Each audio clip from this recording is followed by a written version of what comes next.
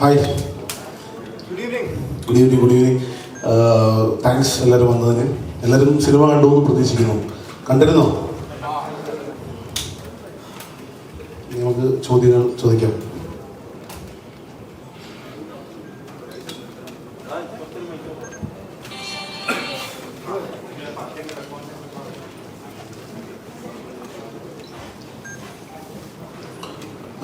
പടം എല്ലാവരും കണ്ടിരുന്നു എന്ന് പ്രതീക്ഷിക്കുന്നു. നമുക്ക് ഫുൾ പോസിറ്റീവായിട്ടുള്ളൊരു റെസ്പോൺസാണ് വരുന്നത്. ഫാമിലി ഓഡിയൻസിനൊക്കെ ഒരുപാട് ഇഷ്ടപ്പെട്ടു എന്ന് തോന്നുന്നു. പിന്നെ നിങ്ങൾ ഓരോ ക്വസ്റ്റ്യൻസ് ചോദിച്ചു കഴിഞ്ഞാലും നമ്മളതിന് ഉത്തരം പറയാം.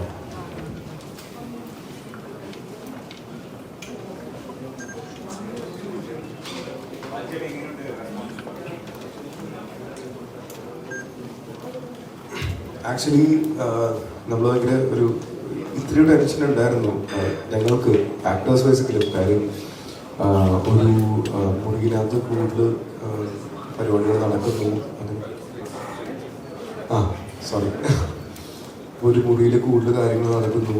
അതിനകത്ത് ഈ ഒരു ഡ്രാമ എങ്ങനെ വരും എന്നൊരു പേടിയൊക്കെ ഉണ്ടായിരുന്നു. പക്ഷേ thanks to DOP, art department, എല്ലാവരും അത്രയും നമ്മളെ കാര്യമായിട്ട് ഹെൽപ്പ് ചെയ്തിട്ടുണ്ട്. ഒബ്വിയസ്ലി ഡയറക്ഷൻ ഡിപ്പാർട്ട്മെൻറ്റ് എല്ലാവരും നമ്മളെ അത്രയും കാര്യമായിട്ട് ഹെൽപ്പ് ചെയ്തുകൊണ്ട് പരിപാടികൾ റിസൾട്ട് വന്നിട്ടുണ്ട്. നമുക്ക് സാധാരണ തിയേറ്റർ വിസിറ്റൊക്കെ പോകുമ്പോൾ പടം പ്രശ്നമാണെങ്കിൽ പോകാനൊരു പേടി ഉണ്ടാവും. പക്ഷേ ഈ പടത്തിന് ആ ഒരു പേടിക്കണമെന്നില്ല. തിയേറ്ററിൽ ചെന്നപ്പോൾ ഭയങ്കര രസമുള്ളൊരു അഭിപ്രായമാണ് നമുക്ക് തിയേറ്ററിൽ തന്നെ കിട്ടിയത്. So very happy. ഇനിയും ഒരുപാട് പേരിലേക്ക് പടം എത്താനുണ്ട്. എന്നാലും എത്തിയിരിക്കും നമ്മൾ വിശ്വസിക്കുന്നു.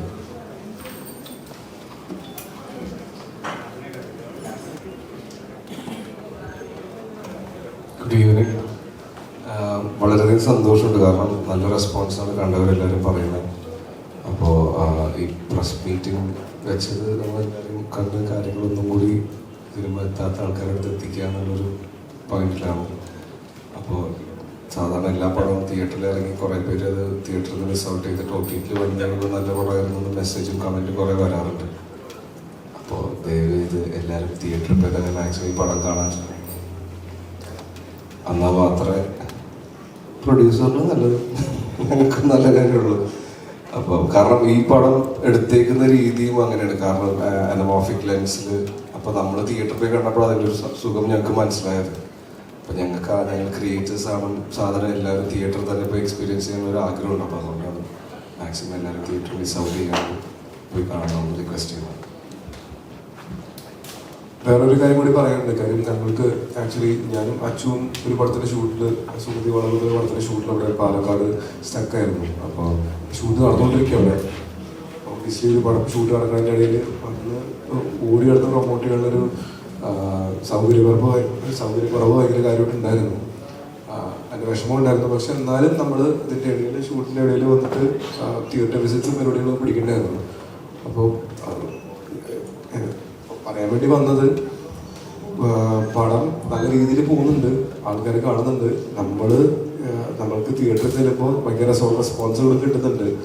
സോ കണ്ടവരെന്തായാലും പടം ഇഷ്ടപ്പെട്ടെങ്കിൽ മാത്രം മറ്റുള്ളവർക്ക് പരിപാടി പറഞ്ഞ് മറ്റുള്ളവരും കൂടി പടം കാണണം. OTT വന്ന് പടം വിജയിച്ചിട്ട് നമുക്ക് വലിയ കാര്യമില്ല. അല്ല, നമുക്ക് കാര്യമുണ്ട്, പ്രൊഡ്യൂസറിൻ്റെ വലിയ കാര്യമില്ല. അപ്പോൾ ഡെഫിനറ്റ്ലി പടം തിയേറ്ററിൽ തന്നെ പോയി കാണണം. ഹൗസ്ഫുൾ ഷോസ് റെഡ് നമുക്ക് ഇങ്ങനെ ബുക്ക് ബൈ ഷോയിലൊക്കെ കാണുമ്പോൾ ഇങ്ങനെ സന്തോഷമുണ്ട്. ഇനിയും ഒരുപാട് ദിവസം റെഡ് പോട്ടെ എന്ന് പ്രതീക്ഷിക്കുന്നു.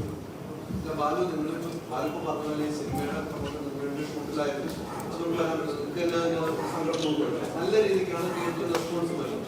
നിങ്ങൾക്ക് സ്വയം തന്നെ മനസ്സിലായത് ഈ സിനിമ കണ്ടവരുടെ റെസ്പോൺസ് ഇന്റർവ്യൂലൊക്കെ പറഞ്ഞ് വേറെ ഒരു സിനിമയാണ് അത് നമുക്ക് ഉൾക്കൊള്ളാൻ കഴിയും. പിന്നീടുള്ള റെസ്പോൺസ് നിങ്ങൾ നേരിട്ട് പറഞ്ഞവരുണ്ടാവും, നിങ്ങൾ മെസ്സേജ് ചെയ്തവരുണ്ടാവും, വിളിച്ചു. ആ റെസ്പോൺസ് കാണുമ്പോൾ ഭയങ്കര സന്തോഷം തോന്നുന്നു. നമുക്ക് കുറച്ചും കൂടെ പ്രമോഷൻ വേണ്ടി വന്നിരുന്നോ, വരണമോ എന്നെനിക്ക് തോന്നുന്നു. അതുകൊണ്ട് തന്നെയാണ് ഇന്നത്തെ ദിവസം ഞങ്ങളോട് വന്നത്. കാര്യം വെളുപ്പിന് 5:30 വരെ ഞങ്ങൾ രണ്ടുപേർക്കും അവിടെ പുലർച്ചെ വരെ ഷൂട്ടുണ്ടായിരുന്നു. അത് കഴിഞ്ഞ് ഡ്രൈവ് ചെയ്ത് ഞങ്ങളിവിടെ വന്നു. ഇവിടെ രാവിലെ തുടങ്ങി പല പ്രൊമോഷൻസ് ആയിട്ട് നടന്നുകൊണ്ടിരിക്കുന്നുണ്ട്. അതിൻ്റെ ഭാഗമായിട്ട് എല്ലാം കഴിഞ്ഞിട്ടാണ് നമ്മളിപ്പോൾ 5:30 മണിക്ക് ഇവിടെ വന്ന് എല്ലാവരും കൂടി നിങ്ങളെല്ലാവരും പ്രശ്നം കൂടി കണ്ടിട്ട് സംസാരിക്കണം എന്ന് വിചാരിച്ചിട്ട് തന്നെയാണ് ഇവിടെ വന്നത്. അപ്പോൾ നമ്മളത്ര എഫേർട്ട് എടുത്തിട്ടുണ്ട്. അത് പടത്തിൻ്റെ അടുത്തുള്ള വിശ്വാസം കൊണ്ടാണ്.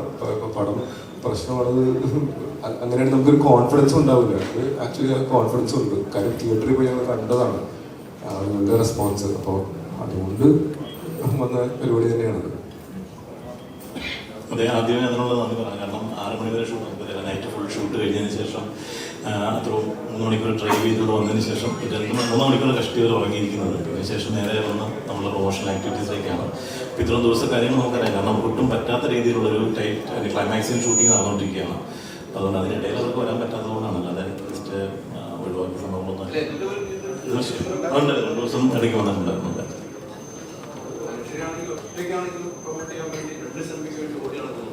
അതെ, തീർച്ചയായിട്ടും എന്നാൽ കഴിയുന്ന രീതിയിൽ ഞാൻ ചെയ്യുന്നുണ്ട്. ഇപ്പം രേഖാചിത്രത്തിനാണെങ്കിലും ഇതിനാണ് ഞാൻ 2 വേണ്ടിയിട്ട് തിയേറ്റർ വിസിറ്റിന് പോയിട്ടുണ്ടായിരുന്നു. പുണ്യാളിനാണെങ്കിൽ രണ്ട് ടൈപ്പ് ഓഫ് സിനിമകളാണ്. പുണ്യാളിൻ കഴിഞ്ഞായിട്ട് ആൾക്കാരുടെ മുഖത്തൊരു പുഞ്ചിരി കാണുമ്പോൾ ഭയങ്കര രസമുണ്ടായിരുന്നു തിയേറ്റർ ഇറങ്ങി കഴിഞ്ഞിട്ട്. അപ്പോൾ അതൊക്കെ കാണുമ്പോൾ സന്തോഷമുണ്ട്. പിന്നെ ഒരു കാര്യം, ആദ്യം തന്നെ റിയലി സോറി ഇവിടെ എത്താൻ ലേറ്റായി പോയതിന്. ഞാൻ ഇന്ന് രാവിലെ ഇവിടെ എത്തിയിട്ടുണ്ടായിരുന്നുള്ളൂ കൊച്ചിയിൽ. പിന്നെ എൻ്റെ ഹെൽത്തും അത്ര കുറച്ച് വീക്കായിരുന്നു. അപ്പം വെയിറ്റ് ചെയ്ത് വെച്ചതിന് റിയലി സോറി. അപ്പം സിനിമയ്ക്ക് നല്ല റിവ്യൂ കിട്ടുന്നുണ്ട്. ഇപ്പം മെസ്സേജ് ആണെങ്കിലും ഈ തിയേറ്റർ വിസിറ്റ് ചെയ്യുമ്പോൾ ആൾക്കാരുടെ റെസ്പോൺസ് ആണെങ്കിലും എല്ലാം നല്ലതാണ്. അപ്പം അതൊക്കെ കാണുമ്പം ഒരുപാട് സന്തോഷമുണ്ട്. ഒരു ക്യാരക്ടർ ബ്രേക്ക് കിട്ടുന്നതായിട്ട് ഫീൽ ചെയ്യുന്നത്. ഇത്രയും നാളും ചെയ്തു വരുന്ന കഥാപാത്രങ്ങൾ ഒന്നെങ്കിൽ ഒരു ഫോളോ അപ്പ് പോലെ, അല്ലെങ്കിൽ ഒരു നാടൻ പെൺകുട്ടി, അല്ലെങ്കിൽ ഒരു കോളേജ് ലവ് സ്റ്റോറി, അതൊക്കെ ബ്രേക്ക് ചെയ്തിട്ടൊരു കഥാപാത്രമാണല്ലോ ഇത്. ഒരു ആക്ഷൻ രംഗത്തിലേക്ക് അങ്ങനെ ഒരു ശരിക്കും ഫീൽ ചെയ്തോ? ഇതുവരെ ചെയ്യാത്തൊരു ക്യാരക്ടറാണ്. എനിക്കിതിന്റെ സിനിമ റിലീസ് ചെയ്യുന്ന മുന്നത്തെ ഒരു ഇന്റർവ്യൂലൊന്നും എനിക്ക് പറയാൻ പറ്റിയിട്ടുണ്ടായിരുന്നില്ല. സിനിമയെ പറ്റിയിട്ടോ അതിനധികം ക്യാരക്ടറിനെ പറ്റിയിട്ടൊന്നും പറയാൻ പറ്റുന്നുണ്ടായില്ല. ഇത് ഞാൻ ഇതുവരെ ട്രൈ ചെയ്യാത്തൊരു ക്യാരക്ടറാണ്. അപ്പം അതിന് ആൾക്കാർ അതിനെപ്പറ്റി നല്ല അഭിപ്രായങ്ങൾ പറയുമ്പോൾ ഒരുപാട് സന്തോഷമുണ്ട്. അതുപോലെ മോശമാണെങ്കിലും എന്താണെങ്കിലും എല്ലാം ഞാൻ സ്വീകരിക്കുന്നതാണ്. നിങ്ങൾക്ക് അത് നല്ല അഭിപ്രായമല്ല എൻ്റെ ക്യാരക്ടറിനെ പറ്റിയിട്ടെങ്കിൽ തീർച്ചയായിട്ടും അത് എന്നെ അറിയിക്കണം. രണ്ടും ഞാൻ സ്വീകരിക്കുന്നതാണ്. അപ്പം ആൾക്കാർ ഇതിനെ അപ്രീഷിയേറ്റ് ചെയ്യുന്നതിൽ ഒരുപാട് സന്തോഷമുണ്ട്. അതിനിടെ തിയേറ്ററിൽ നല്ല റെസ്പോൺസുകൾ വരുന്നുണ്ടെന്നൊക്കെ പറയുന്നു. പക്ഷേ എങ്കിലും പറയുന്ന പോലെ വലിയ വലിയ സിനിമകൾ ഇനി വരാൻ പോകുന്നു. നാളെ ഇപ്പോൾ വലിയ 2 സിനിമകൾ ഇറങ്ങുന്നുണ്ട്. അപ്പം തിയേറ്ററുകൾ ഇനി സ്ക്രീനുകൾ ഉണ്ടാവും പ്രതീക്ഷയുണ്ടോ? പ്രതീക്ഷയുണ്ടല്ലോ, പ്രതീക്ഷിക്കുന്നതാണ്. അതുകൊണ്ടാണ് നമ്മളിങ്ങനെ വന്നിരിക്കുന്നതും ഇത് മാക്സിമം ആൾക്കാരുടെ അടുത്ത് എത്തിക്കാൻ ശ്രമിക്കുന്നതും. പിന്നെ നമുക്ക് എല്ലാ പടവും വർക്കാവണം എന്നുള്ള പ്രതീക്ഷയാണ്. കാരണം നമ്മുടെ സ്വന്തം സൗഭികയുടെയും ബേസിലേട്ടിൻ്റെ എല്ലാവരും പടവും നാളെ ഇറങ്ങുന്നത്. അപ്പോൾ നമുക്ക് ആ ഒരു ചിന്തയിൽ നമുക്ക് സംസാരിക്കാൻ പറ്റില്ല.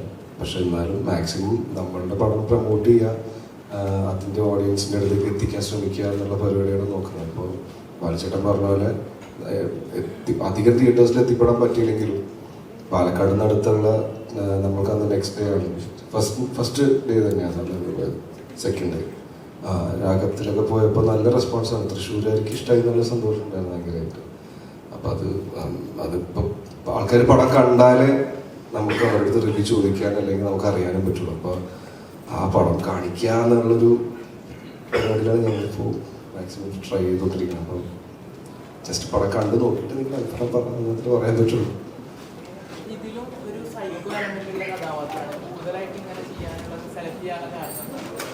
ആക്ച്വലി കഥ പറഞ്ഞപ്പോൾ അത്ര സൈക്കോ ഒന്നും ഉണ്ടായില്ല. ചെയ്തു വന്നപ്പോൾ സൈക്കോ ആക്കിയതാണ് ഡയറക്ടർ. കഥ പറഞ്ഞപ്പോൾ സാധാരണ കാണലായിരുന്നു. മച്ചാനും ജോമാച്ചൻ പോലെ തന്നെ വേണം എന്നൊക്കെ പറഞ്ഞ് അങ്ങനെ പിഴിഞ്ഞ് അങ്ങനെ ആക്കിയെടുത്താണ്. അപ്പോൾ ഇനി ചെയ്യാണ്ട് ശ്രമിക്കാം. അല്ല, അത് ബേസിക്കലി ഡയറക്ടർ, ഞാൻ പറഞ്ഞല്ലേ എൻ്റെ ഒരു ഡയറക്ടർ ആക്ടർ ആവാനാണ് ശ്രമിക്കുന്നത് ഒരു ലിമിറ്റ് വരെ. അപ്പം അതിൽ ഇപ്പോൾ മഹേഷിന് ആ രീതിക്ക് തന്നെ വേണം, അങ്ങനത്തെ ഒരു പരിപാടി കൊടുക്കണം. അപ്പം അങ്ങനെയാണ് ആ രീതി പിടിച്ചു നോക്കിയത്. മാക്സിമം ആൾക്കാരാക്കാണ്ട് നോക്കിയിട്ടുണ്ട്.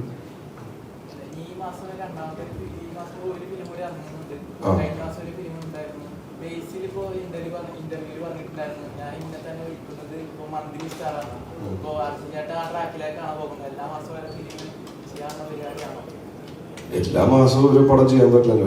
ഒരു പടം ചെയ്യണമെങ്കിൽ 35 ദിവസം 40 ദിവസം എടുക്കുമല്ലോ. ഇത് പുണ്യാളം ചെയ്തത് 1 വർഷം മുമ്പാണ്. അത് റിലീസായത് 1 വർഷം എടുത്ത് പണി തീർക്കാനും കാര്യങ്ങളൊക്കെ ആയിട്ട്. അതിന് മുമ്പത്തെ പടം ചെയ്തത് 6 മാസം മുമ്പാണ്. അപ്പോൾ എല്ലാം കൂടി റിലീസ് ഇപ്പോൾ നമ്മളൊരു ഡേറ്റ് പ്ലാൻ ചെയ്ത് കഴിയുമ്പോൾ അതിൻ്റെ കൂടെ വലിയ സ്റ്റാർസിൻ്റെ അല്ലെങ്കിൽ ബിഗ് ബഡ്ജറ്റ് പടങ്ങൾ റിലീസ് ഉണ്ടാകുമ്പോൾ ഓട്ടോമാറ്റിക്കലി നമ്മളൊന്ന് പതുക്കെ മാറ്റി വെക്കും. കാരണം നമുക്ക് അത്രയും ലെവലിൽ നമുക്ക് ഇനീഷ്യലി കിട്ടുന്ന ഒരു ആക്ടറായി മാറിയിട്ടില്ല നമ്മൾ. അപ്പോൾ ആ ഒരു സേഫ് സൈഡിനാണെന്ന് തോന്നുന്നു പ്രൊഡ്യൂസേഴ്സ് മാറ്റി വെച്ചിട്ട് കിറ്റിയ ഡേറ്റ്സ് ഇങ്ങനെയാണ്. അപ്പോൾ എല്ലാം ഒരുമിച്ചായിപ്പോയി. അപ്പോൾ അത് എനിക്ക് പോയി മാറ്റി വെക്കണം എന്നൊക്കെ ഒന്ന് പറയാനൊരു ലിമിറ്റേഷൻ ഉണ്ട്. പക്ഷെ അത് കേൾക്കാൻ അവർ ബാധ്യസ്ഥരാവണം.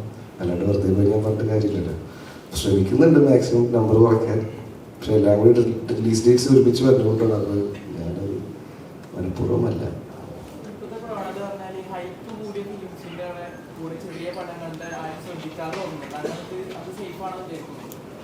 മനസ്സിലായില്ല. ജനങ്ങളിലേക്ക് ശ്രദ്ധ എത്തുന്നില്ല. കൂടുതലായിട്ട് ജനങ്ങളിലേക്ക് എത്തുന്നത് ഹൈപ്പ്, സ്റ്റാർ കാസ്റ്റ് അങ്ങനെ ഒരിക്കലും തോന്നിയിട്ടില്ല. കാരണം നല്ല പടങ്ങൾ, വാഴ, ജാനമൻ ഇറങ്ങിയ സമയത്ത് കുറേയും കൂടി ആയിരുന്നു, രോമാഞ്ചം. ഇപ്പൊ നല്ല പടങ്ങളും ആൾക്കാർ ഇഷ്ടപ്പെടുന്ന പടങ്ങളും നല്ല രീതിക്ക് ചെയ്തൊരു പടമാണെങ്കിൽ അത് പീസ്ഫുൾ ആയിട്ട് പോകും. അപ്പൊ അങ്ങനെ ഹൈപ്പ്, ഒരു പടത്തിന് ഹൈപ്പ് നല്ലതാണ്, ഒരിക്കലും ഇല്ലാന്ന് പറയാനുള്ള. പക്ഷെ ഹൈപ്പ് ഇല്ലാത്ത പടങ്ങളും ആൾക്കാർ ആക്സെപ്റ്റ് ചെയ്യുന്നുണ്ട്. അപ്പോൾ അങ്ങനെ നോക്കി കാണുന്നില്ല.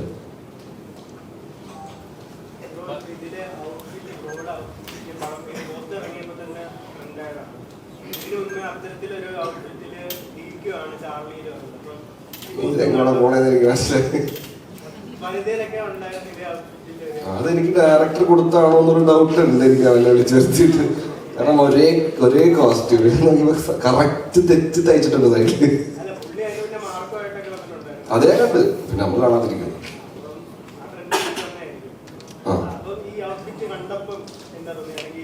ഇതാണ് ഞാൻ ചോദിച്ചത്, വേണോ ഇത്രയും വേണോ എന്നൊക്കെ ചോദിച്ചു. പറഞ്ഞു ഇല്ല, അത് എന്റെ കാഴ്ചപ്പാടിൽ ആ കള്ളൻ അങ്ങനെയാണ്.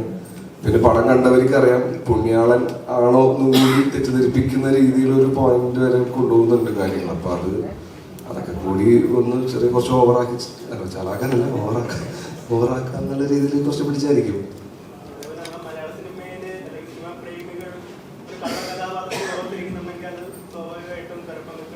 അതെ,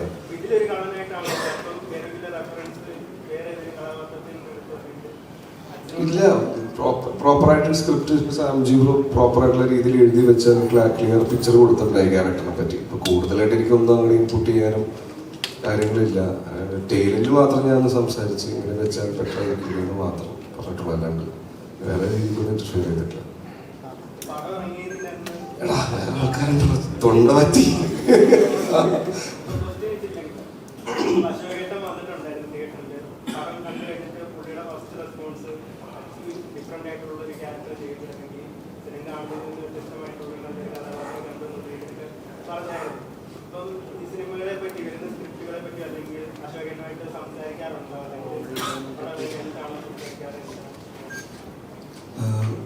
അച്ഛൻ ശരിക്കും കീറി മുറിച്ച് വർത്തമാനം പറയുന്ന ഒരാളാണ് ഒരു ക്യാരക്ടറിനെ പറ്റി അല്ലെങ്കിൽ സിനിമയെ പറ്റി.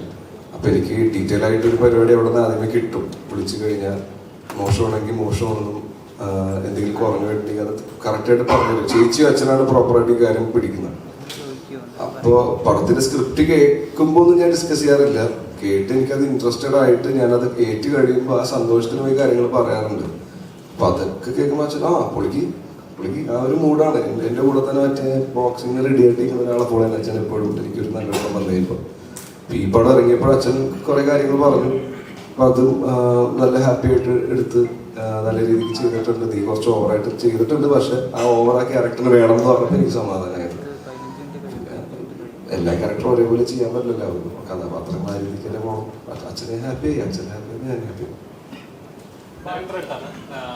നോർമലി സിനിമയുടെ ഒരു പകുതി ഭാഗം വരെ ബാലുവും അനശ്വരയും തമ്മിലുള്ള കോമ്പോയാണ്. അപ്പോൾ ഒരു സറൗണ്ടിൽ തന്നെ രണ്ടുപേര്, അപ്പോൾ അതിലൊരു പരിമിതി ഉണ്ടല്ലോ ചെയ്യുന്ന ആക്ടിവിറ്റീസിലാണെങ്കിലും അത് എൻഗേജ് ചെയ്യണം, ലാഗ് ഫീൽ ചെയ്യരുത്. എത്രത്തോളം ടഫാണ് കോമ്പോയിൽ നിന്ന് ചെയ്യാനായിട്ട്? ആക്ച്വലി സിനിമ നമ്മൾ ഡിസ്കസ് ചെയ്യുന്ന സമയത്ത് തുടങ്ങി നമുക്ക് ഏറ്റവും ചാലഞ്ചിങ് ആയിട്ടൊരു പാർട്ട് അതായിരുന്നു. കാര്യം ആദ്യത്തെ ഒരു പോർഷനിൽ ഫസ്റ്റ് ഹാഫിൻ്റെ ഒരു മേജർ പോർഷൻ ഞാനും അനുവും മാത്രമേ ഉള്ളൂ.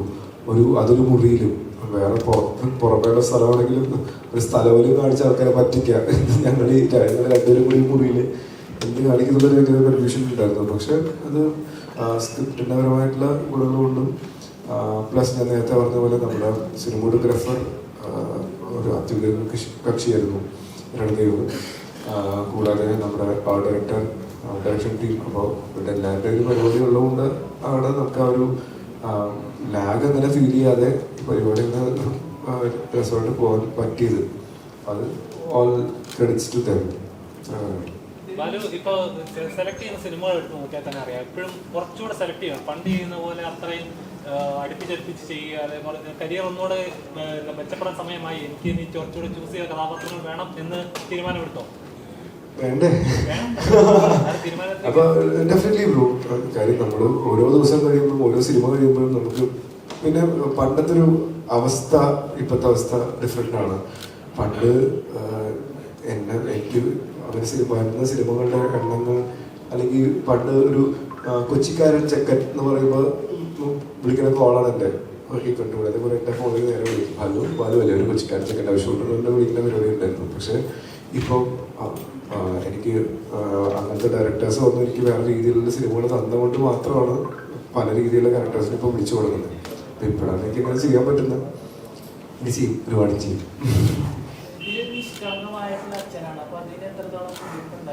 ഞാൻ ഭയങ്കര നിഷ്കളങ്ക മനുഷ്യനാണ്. പക്ഷെ ആക്ച്വലി പറയാലോ, നമ്മൾക്ക് ആക്ടിങ് ആയിരുന്നു. ശരിക്കും നിഷ്കളങ്കൊന്നുമില്ല.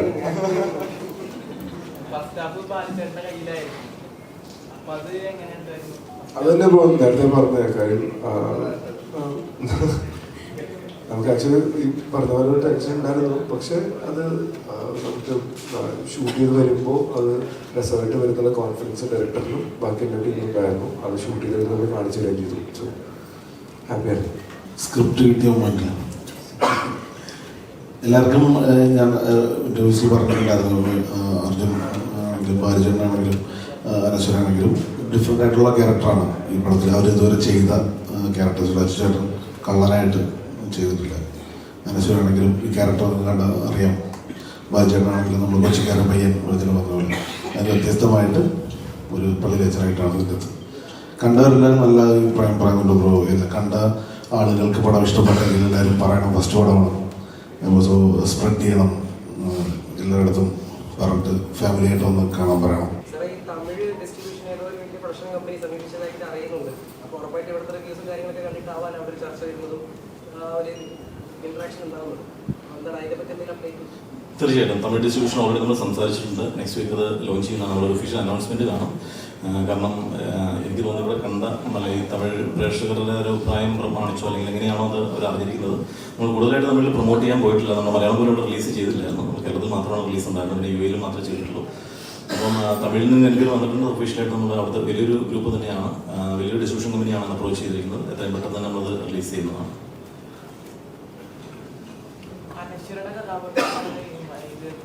ക്ലീശകളെ കുടിച്ചെടുക്കുന്ന കഥാപാത്രമാണ് ക്ലൈമാക്സിലേക്ക് വരുമ്പോൾ. അതുകൊണ്ടാണ് അനശ്വരയെ കാസ്റ്റ് ചെയ്യാൻ.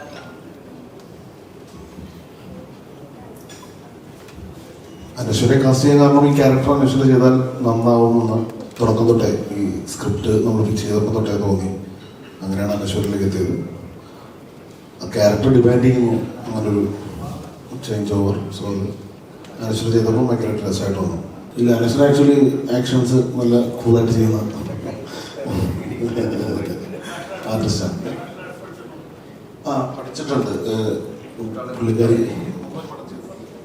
മുമ്പ് ഒരു പടം ഫൈറ്റ് ഒക്കെ ഉണ്ടായിരുന്നില്ല. നോർമലി ഇപ്പം ആക്ഷൻ പടങ്ങളുടെ വയലൻസിന്റെ ഒക്കെ ഒരു കാലമാണല്ലോ. അപ്പോൾ അങ്ങനെ ഇപ്പോൾ തിയേറ്ററിൽ അങ്ങനെ വയലൻസ് കാണുമ്പോൾ കൂടുതൽ ആളുകൾ കയറി പോകുന്ന ഒരു പ്രവണതയുണ്ട്.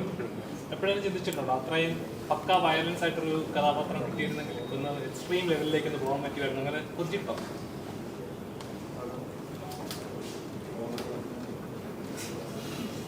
ഈ പടം ഒന്ന് ആൾക്കാർ കുറച്ച് കാണിട്ട് എന്നിട്ടൊക്കെ പടത്തിനെ പറ്റി ആലോചിക്കാൻ ആഗ്രഹം. കുറെ ആഗ്രഹമൊക്കെ ഉണ്ട്, അതിലൊരു ആഗ്രഹമായിരുന്നത്. പക്ഷെ നമുക്ക് പറ്റും നമുക്കൊരു വിശ്വാസം വന്നവരെ നമ്മൾ പുതിയ പുതിയ പരിപാടി പിടിച്ചുകൊണ്ടിരിക്കണമല്ലോ. അല്ലാണ്ട് ഒരു ചാടി കയറി എന്തിനാണ് ഫീൽഡ് ഔട്ട് ആക്കണത്? പതുക്കെ പിടിച്ചു നോക്കട്ടെ.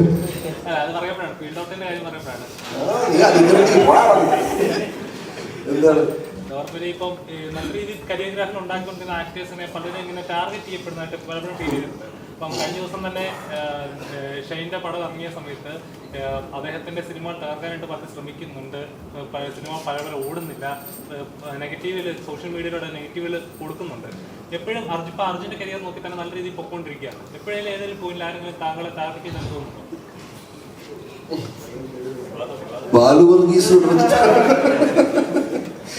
ഇല്ല ബ്രോ, കാരണം എനിക്കിപ്പോ ഞാൻ ചെയ്ത പടങ്ങളും മോശമായ പടങ്ങളും ഉണ്ട്. അതിന്റെ നെഗറ്റീവ് കമന്റ്സ് എനിക്ക് വരാറുണ്ട്.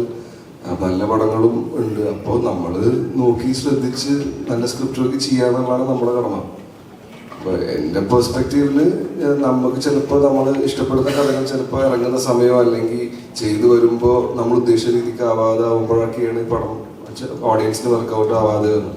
അപ്പം അത് മനസ്സിലാക്കിയിട്ട് അടുത്ത പടത്തിൽ നമ്മൾ തിരുത്താം അല്ലെങ്കിൽ നോക്കി ചെയ്യുക എന്നുള്ള പരിപാടി മാത്രമേ ഉള്ളൂ. അല്ലാണ്ട് ടാർഗറ്റ് ചെയ്യുക നമ്മളെ തളർത്താൻ അങ്ങനെ എനിക്ക് തോന്നിയിട്ടില്ല ഇതൊരു.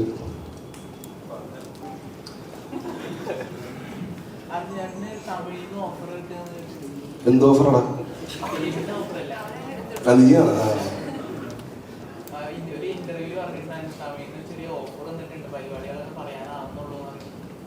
ഞാൻ ചെയ്തു പറയാം. നല്ല ഓഫറായിരുന്നു, ഞാൻ പറയാം. അതെന്താ അനൗൺസ് ചെയ്തിട്ടില്ല. അതിപ്പോ ഞാൻ ഇട്ടിട്ടുണ്ടായി ഒരു പടം, നമ്മുടെ AL വിജയ് സാറിന്റെ പടത്തിൽ ഒരു പടം ഒരു ക്യാരക്ടർ ചെയ്തായിരുന്നു, സെക്കൻഡ് ലീഡ് പോലെ. അതറിയില്ല.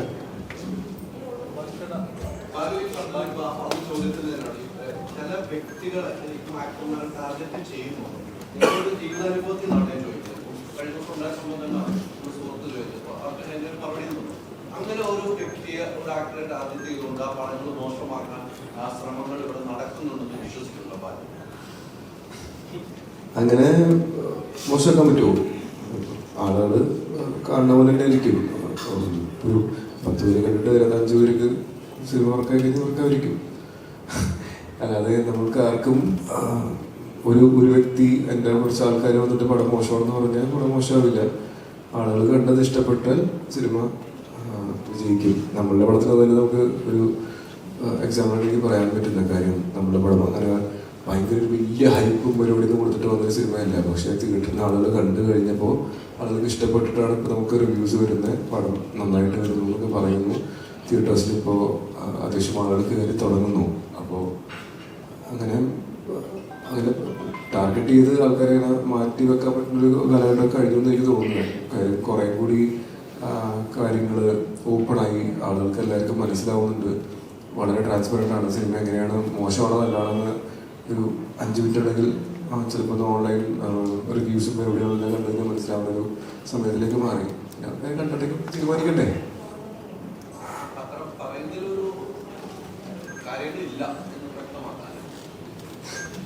ഞങ്ങൾക്കറിയില്ല.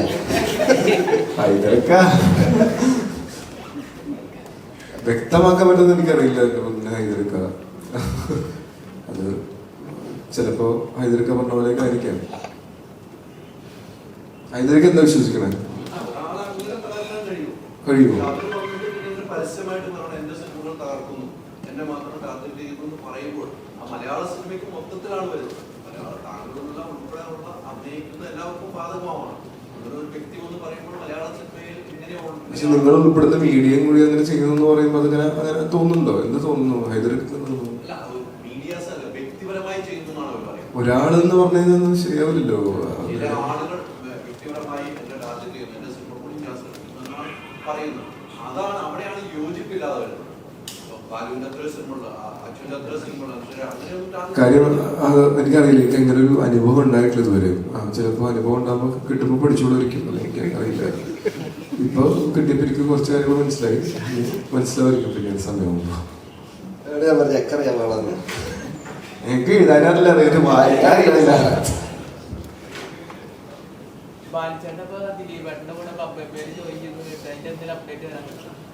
ഷൂട്ട് എൻ്റെ ഒരു മേജർ പോർഷൻ ഓഫ് ഷൂട്ട് കഴിഞ്ഞു. ഇനിയൊരു 5-6 ദിവസം ഷൂട്ട് കൂടി ബാക്കിയുണ്ട്.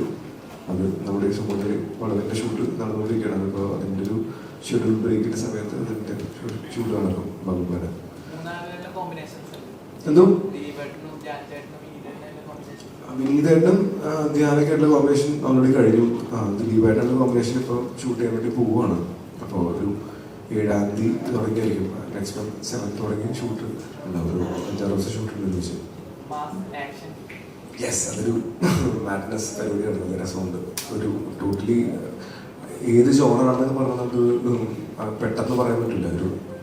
ഒരു ടോട്ടലി വേറൊരു ജോണറിൻ്റെ ഒരു സിനിമയാണ്. ഒരു മാഡ്നസ്, ഒരു ഭ്രാന്തൻ സിനിമയാണ്. ഭയങ്കര രസമുണ്ട്. ബാലിച്ചേട്ടൻ്റെ സിനിമകൾ എടുത്താൽ തന്നെ എല്ലാവരും ആഗ്രഹിക്കുന്ന ഫസ്റ്റ് പറയുന്ന ഒരു പടം ഏതെന്ന് വെച്ചാൽ ഹണിബി എന്ന് എനിക്ക് പറയാം. ചെയ്ത് വെച്ചാൽ എല്ലാ സിനിമ നോക്കിയാൽ തന്നെ ഫസ്റ്റ് ബാലു എന്ന് പേര് പറയുമ്പോൾ തന്നെ മനസ്സിൽ വരുന്ന കഥാപാത്രം ഒന്ന് ഹണിബിയിലെ കഥാപാത്രമാണ്. ആ ഒരു ഗ്യാങ്ങിൻ്റെ ഒരു ഫ്രണ്ട്ഷിപ്പ്, ആ ബോണ്ടല്ലോ. ആ ഒരു ഗ്യാങ്ങുമായിട്ട് ഇങ്ങനെ ഒരു ചിത്രം വരാൻ ചാൻസ് ഉണ്ടോ? അതാ ഒരു വൈബിൽ എൻ്റെ ഒരു വിഷയമല്ല, ജിഗ്ഗർ തന്നെ ചോദിക്കണം. കാര്യം നമ്മൾക്ക് ആക്ച്വലി വളരെ ഇഷ്ടമുള്ള കാര്യം തന്നെയാണ്. ഇപ്പോഴും ഞങ്ങൾക്ക് ഇന്ന് ഇന്റർവ്യൂലൊക്കെ ഇത് പറയണ്ടായിരുന്നു.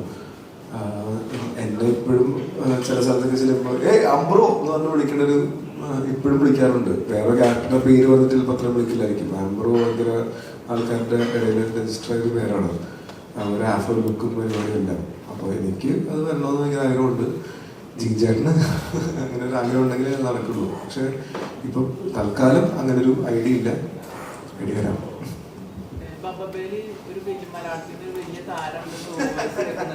ഞാൻ പറയില്ല. എന്താ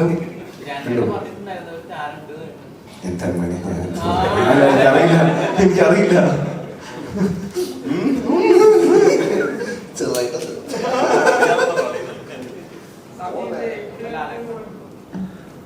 ലാലേട്ടനൊന്നും ഞാൻ പറഞ്ഞിട്ടില്ല കേട്ടോ. സാധനം എന്താണല്ലേ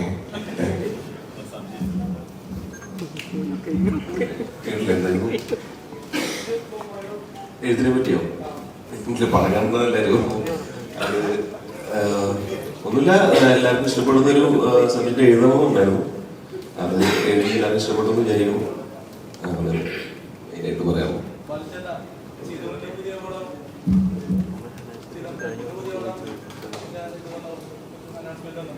നിങ്ങൾ വേറെ പടങ്ങളിലൊക്കെ പരിപാടി ഇവിടെ നൈസായിട്ട് വേറെ മഞ്ഞുള്ള പിള്ളേരെല്ലാം കൂടെ ഉണ്ട്. പക്ഷെ സിനിമയിൽ അഭിനയിക്കുന്നുണ്ടോന്നൊന്നും പറയാൻ പറ്റില്ല. അതിനകത്ത് ഒരു അമ്മയും കുഞ്ഞും എന്നുള്ളൊരു രീതിയിലാണ് സിനിമ പോകുന്നത്. മഞ്ഞുമല പിള്ളേരെല്ലാവരും അപ്പോഴും എപ്പോഴും കൂടെ ഉണ്ടാവും. അത്രയുള്ളൂ. മഞ്ഞുമലല്ല, ഞങ്ങളെ കൂടെയുള്ള പിള്ളേരുണ്ട്. എന്നെ വിളിച്ചിട്ടില്ല, ചോദിക്കാൻ വിളിച്ചു. പക്ഷെ അത് ഉറപ്പായിട്ടും കൂടെ ഉണ്ട്. ഇതുവരെ ചെയ്തിട്ടുള്ള കഥാപാത്രങ്ങൾ ഇതൊരു പീക്ക് ടൈം ആണെന്ന് വിശ്വസിക്കുന്നുണ്ടോ?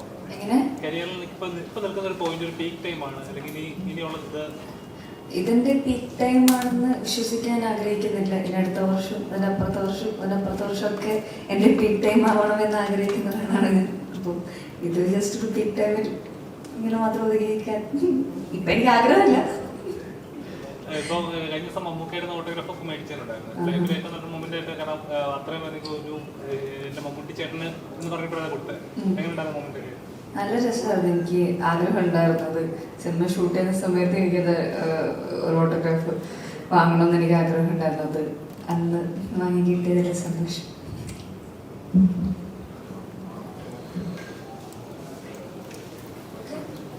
അപ്പോൾ